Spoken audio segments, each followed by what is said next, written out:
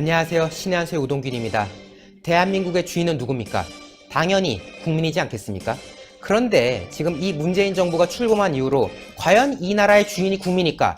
어쩌면은 자신들의 집권을 하는데 큰 공을 세웠던 민주노총이 혹시 제일 주주는 아닐까?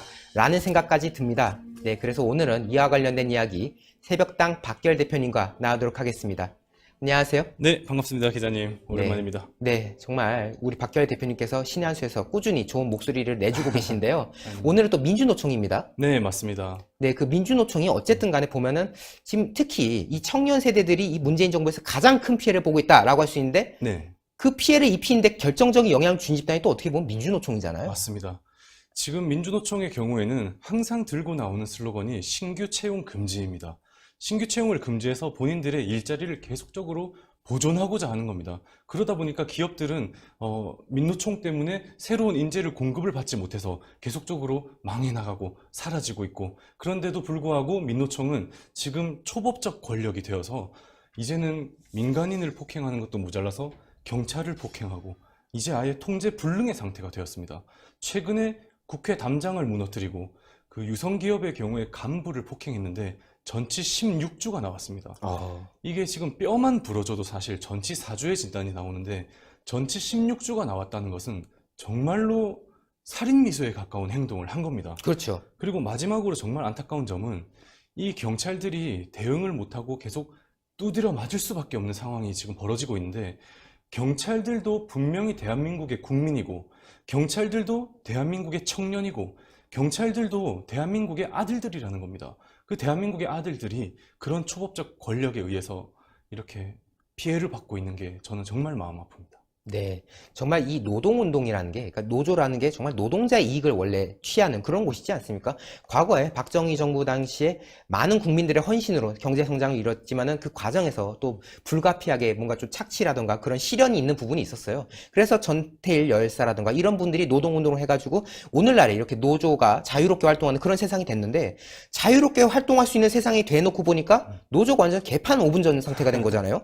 공권력 위에 올라가 있고, 예. 그리고 심지어 이 사람들은 자기들이 이 정부를 세운데 1등 공신이라고 지금 자임을 하다 보니까 그냥 뭐 개념이 없어요. 그냥 답이 없습니다, 진짜. 맞습니다. 실제로 이제 60년대, 80년대에는 우리가 노동자의 권리에 대한 아직 인식이 좀 저조했기 때문에 대한민국에서 그런 노동자 투쟁이 있었던 게 사실입니다. 근데 이거는 대한민국에만 있던 상황이 아니라 영국, 미국, 독일 등 모든 나라들의 발전 과정에서 있어 왔던 일입니다. 제가 생각하기에는 이 문재인 집권의 1등 공신인 이 민노총에게 마치 제임스 본드에게 살인 면허를 주듯이 문재인 정부에서 폭력 면허를 발부한 게 아닌가, 이런 생각까지 들 정도입니다. 면죄부를 줬다 이런 말씀이지 네, 않겠습니까? 맞습니다. 정말 그렇고요. 그리고 민주노총을 정말 여러분들이 더 잘 아실 겁니다. 사실은 뭐 노동자의 이익을 대변한다 하지만 절대 그런 것도 아니거든요. 거기 구성원들 상당수가 대기업에서 일하고 있지 않습니까? 네, 그 대기업 맞습니다. 제조업체에서 일하는 그런 고임금 노동자고, 또 고용 구조는 어떻습니까? 과거에 뭐 현대차 이런 여러 곳에서 세습 고용이다 해가지고, 그러니까 뭐 자녀들에게 가산점을 지어주는 식으로 해서 그럼 사실상 그냥 자녀한테 직업을 물려줄 수 있는 그런 환경을 만들었었고요. 또 카르텔도 아주 단단해가지고요. 그 안에서도 정규직과 비정규직을 나눠가지고 정규직, 뭐 비정규직을 탄압하는 그런 어이없는 일들을 지금 이 민주노총 세력들이 하고 있는 거 아니었겠습니까? 네, 맞습니다. 지금 이제 노조들이 정말 안타까운 점은 노조가 같은 노조를 폭행하기 시작했다는 겁니다. 네. 파업에 동참하지 않았다고 해서 자기들의 후배 노조원들을 지금 폭행하고 있는 상태고, 이런 폭행 지금까지 5년 동안 있었던 판결이 어떠냐면 78건의 폭행 건수 중에 75건이 집행유예나 벌금형으로 그쳤습니다. 그러니까 아까 말씀드렸던 면죄부를 발부받았다는 게 정확히 맞는 말씀이고, 그리고 우리가 대기업에서 연봉을 안정적으로 받으면서 연봉이 1억이 넘는 그런 분들을 귀족 노조다 이렇게 우리가 표현을 하는데, 저는 그분들에게 귀족이라는 단어를 붙이는 것 자체가 굉장히 안타깝고 아깝다고 생각합니다. 실제로 귀족들은 노블레스 오블리주 정신으로 사회에 어느 정도 공헌을 하고자 하는 마인드를 가진 분들도 있는데, 지금 노조들은 사회를 공헌은커녕 계속적으로 폐악질만 늘어나고 있는 상황이기 때문에 저는 탐관오리 노조다. 그리고 국민을 수탈하는 노조다. 그리고 국민의 고혈을 빨아먹는 노조다. 그래서 탐관 노조라고 해야 되지 않나. 그런 탐관 생각을 하고 노조. 있습니다. 탐관 노조 좋은 표현이네요. 뭐 귀족이란 말도 아까운 거예요. 맞습니다. 그냥 귀족, 그냥 뭐죠? 졸부라고 할까요? 졸부 예. 노조? 졸부 예. 노조라도 좋을 것 같고, 요 근래 이런 폭력 사태들 보면서 조폭 노조, 라고 해도 괜찮지 않을까라는 생각이 좀 들 지경이고요. 사실은 저는 이 대한민국의 민주노총을 보면서 어떤 생각이 드냐면요. 과거 그 6, 70년대 그 영국의 탄광노조가 막 떠오르더라고요. 예, 왜냐하면 그 영국의 탄광노조가 아주 명성이 아주 셌지 않습니까? 맞습니다. 심지어는 군에다가 쿠데타를 하라고 그런 종용할 정도로 정말 가관도 그런 가관이 없었거든요. 네. 그거를 이후에 이제 마가렛 대처 음. 총리가 이제 취임한 뒤로 노조를 이제 와해하는 이제 그런 과정이 있었던 건데 결국 민주노총도 이런 식으로 해야지 이 나라가 발전하는 거 아니겠습니까? 맞습니다. 정말 이제 그 민노총의 특권을 내려놓게 할 수 있도록 정말 우리가 특단의 조치를 취해야 됩니다. 그 특단의 조치는 저는 굉장히 강력해야 된다고 생각합니다. 아까 말씀하셨던 대처의 석탄 노조 해체 작업이라든지 아니면 미국 레이건 대통령의 한국 노조 이런 해체 작업할 때 정말 욕을 많이 먹었지만 그럼에도 불구하고 나라의 미래를 위해서 그렇죠. 국가의 미래를 위해서 그들은 용단을 내린 거거든요. 그래서 지금 아마 좌파 정치인들이 그런 용단을 내릴 확률은 저는 제로라고 보이니까 우파 쪽에서 정말로 많이 노력을 해야 될 문제라고 보입니다. 네, 정말 이 문재인 정부에서는 하기 힘들겠죠. 왜냐면은 앞서도 이야기했지만은 이 정권의 1등 공신이라고 할 수 있지 않습니까? 촛불 집회 때부터 시작해가지고 늘 그 자기들을 위한 그런 행사라던가 그런 뭔가 그 헤게모니에서 늘 민주노총이 함께 해왔거든요. 맞습니다. 민주노총이 늘 함께 해왔기 때문에 뭐 제1주주다라는 말까지 지금 들리고 있는 상황인 거고요. 그래서 과연 이 문재인 정부에서 이런 것들을 할 수 있을까? 저 역시도 좀 회의감이 들 수밖에 없어요. 그래서 우리가 이제 우파 진영에서 문재인 정부를 탄핵해야 된다 뭐 이런 얘기를 말씀들을 많이 하지만 실제로 지금 정부 위에 존재하는 존재가 민노총이기 때문에 저는 이제 노조 탄핵을 해야 된다 이런 말까지 우리가 해야 되지 않나 그런 생각을 하고 있습니다. 네, 정말 노조를 탄핵해야 된다라는 말이 되게 주옥 같네요. 왜냐면은 보통 저희는 정부 아니면 뭐 민주당 이런 쪽을 항상 얘기하는데 어떻게 보면 정말 그 사람들을 좌지우지하고 있는 그 배후 세력들을 까는 게 사실 우선순위인 거잖아요. 그렇습니다. 정말 그런 면에서라도 이 대한민국에서 내년에 있을 총선에서 반드시 이 우파 세력이 정말 승리를 해야 된다라는 생각을 여기서 또 할 수밖에 없는 이제 그런 상황인 거예요. 네. 혹시 뭐 새벽당 대표로서 만약에 새벽당이라면은 노조를 이런 식으로 좀 처리하겠다 뭐 이런 방안 없습니까? 저희가 이제 준비한 정책으로는 우선 경제적 파업의 경우에 사측의 기간제 파견 대체 인력 투입을 허용해야 됩니다. 그 마가렛 대처나 레이건 대통령도 파견 대체 인력을 투입했기 때문에 노조들의 폐악질을 막을 수 있었던 겁니다. 그리고 두 번째로는 파업은 사업장으로부터 일정 거리를 벗어나서 진행하게 만들어야 됩니다. 네. 그래서 만약에 그 일정 거리를 침범해서 넘어올 경우에 공권력으로 강력하게 피켓팅 라인 설치를 의무화해 드려야 됩니다. 그게 기업이 살아나갈 방법입니다. 그리고 마지막으로는 이 노조들이 굉장히 무서운 점이 항상 회사를 점거하고 직장을 폐쇄해 버린다는 겁니다. 그래서 그거를 우리가 완전히 방지하기 위해서 파업을 개시할 경우에 사업장 점거를 엄격히 금지시켜줘야 됩니다. 사업장은 기업들의 사유재산입니다. 민노총이 절대로 그것을 점거할 권리가 없는 겁니다. 그래서 우리가 그런 것을 정책적으로 보완해 준다면 기업들이 좀 더 사업하기 좋은, 조금 더 산업활동하기 좋은 나라가 될 거라고 확신합니다. 네, 정말 맞는 말씀이시네요. 어떻게 보면은 이 민주노총, 특히 이 사람들이 한 번씩 파업할 때마다 이 기업이 끼치는 손실이 어마무시하잖아요. 맞습니다. 뭐 의자 부시고, 뭐 기기 부시고 난리도 아닌데요. 네. 이런 거에 대해서 사실 보상도 제대로 안 하잖아요. 맞습니다. 이런 부분, 이것도 어떻게 보면 불법 행위니까 법으로서 딱 준수를 시켜야 되는데 그렇게 하지 않으니까 이런 면에서도 법치가 서야 된다라는 생각을 저도 공감할 수밖에 없는 거고요.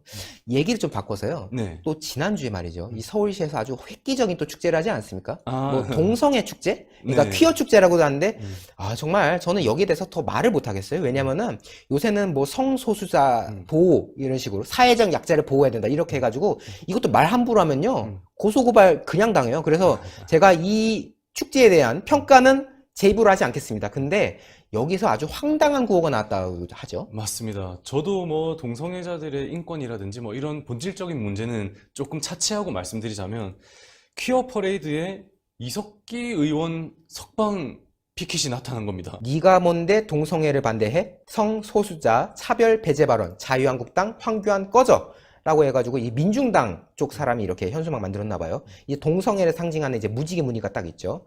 그리고 요 밑에 보면은 또 무지개 무늬와 함께 이석기 의원 석방 이렇게 써져 있습니다. 기가 찬데요. 근데 여러분들 이게 잘 안 보이실 거예요. 제가 대신 읽어드리면요. 이 피켓 윗부분에 이렇게 써져 있습니다. 말 한마디 했다고 독방에서 6년째.